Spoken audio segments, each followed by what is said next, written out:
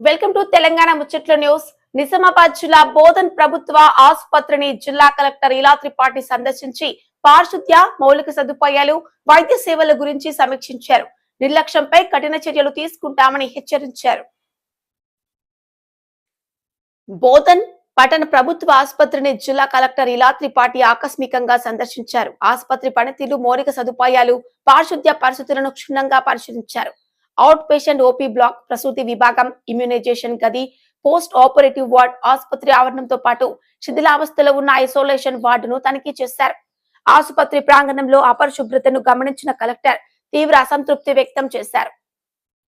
అనంతరం Indian institute of health and family welfare governing council chairperson doctor Kavitha Reddy, Bodhan RDO Vijayalakshmi, జిల్లా ఆసుపత్రుల సమన్వయకర్త doctor Srinivas Prasad, DM and HO doctor Rajshri, జిల్లా ఆసుపత్రి సూపరింటెండెంట్ తో కలిసి సమీక్షా సమావేశం నిర్వహించారు. ఆసుపత్రి రికార్డులను, ఆర్థిక లావాదేవీలను పరిశీలించి సమస్యలపై అధికారులతో చర్చించారు. స్థానిక ఆర్డీఓ నేతృత్వంలో ప్రతి పక్షం రోజులకు ఒకసారి సమీక్ష నిర్వహించి ఆసుపత్రి నిర్వహణపై నివేదికలు సమర్పించాలని అధికారులను ఆదేశించారు కలెక్టర్.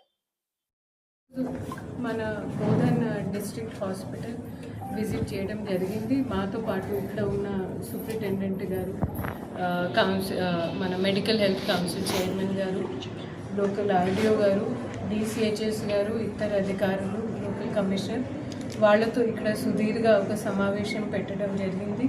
కొన్ని చిన్న చిన్న అంటే భౌతిక వస్తువులు, అదేవిధంగా మౌలిక సదుపాయాలలో ఉన్న కొన్ని చిన్న చిన్న లోపాలు మా దృష్టికి డాక్టర్స్, తర్వాత అడ్మినిస్ట్రేటివ్ స్టాఫ్ తీసుకొని వచ్చారు. సో మేము మన హాస్పిటల్ దగ్గర ఉన్న నిధుల నుంచి వాటిని ఈరోజు కలెక్టర్ ఆధ్వర్యంలో వాటిని శాంక్షన్ చేయడం జరిగింది. అదేవిధంగా మనకి బోధనలో నెలకి దాదాపు ఒక 100 to 200 డెలివరీస్ జరుగుతూ ఉన్నాయి. అంటే మన ఉమ్మడి జిల్లాలు చూస్తే బాన్సువాడ, అదేవిధంగా సరిహద్ ప్రాంతాల నుంచి కూడా చాలామంది గర్భిణీ ప్రసవంలో ఉన్న వాళ్ళు వస్తున్నారు. సో దాన్ని కూడా దృష్టిలో పెట్టుకొని మన రాష్ట్ర ప్రభుత్వం వారి ఉద్దేశాలు, వాళ్ళ ప్రాధాన్యత మేరకు ఇక్కడ ఒక బర్త్ వెయిటింగ్ రూమ్ కూడా మేము ఏర్పాటు చేయబోతున్నాము. మనకి స్థానిక ఎమ్మెల్యే మరియు రాష్ట్ర ప్రభుత్వం ప్రముఖ సలహాదారు శ్రీ సుదర్శన్ రెడ్డి గారు కూడా అప్పుడు ఇక్కడ సందర్శిస్తూ ఉన్నారు. వారి దిశానిర్దేశాలు, తర్వాత ఇంటర్ డిపార్ట్మెంటల్ సమన్వయంతో మేము తప్పకుండా మన డిస్ట్రిక్ట్ హాస్పిటల్ బోధన్కి ఒక మంచి ఒక మెరుగైన సర్వీసెస్, వైద్య సర్వీసెస్ ఇచ్చే ఆ గుర్తింపు తీసుకువస్తామనేది మీ అందరికీ హామీ ఇస్తున్నాను. అదేవిధంగా మనకి మెడికో లీగల్ కేసెస్ కొన్ని ఎక్కువ వస్తున్నాయి.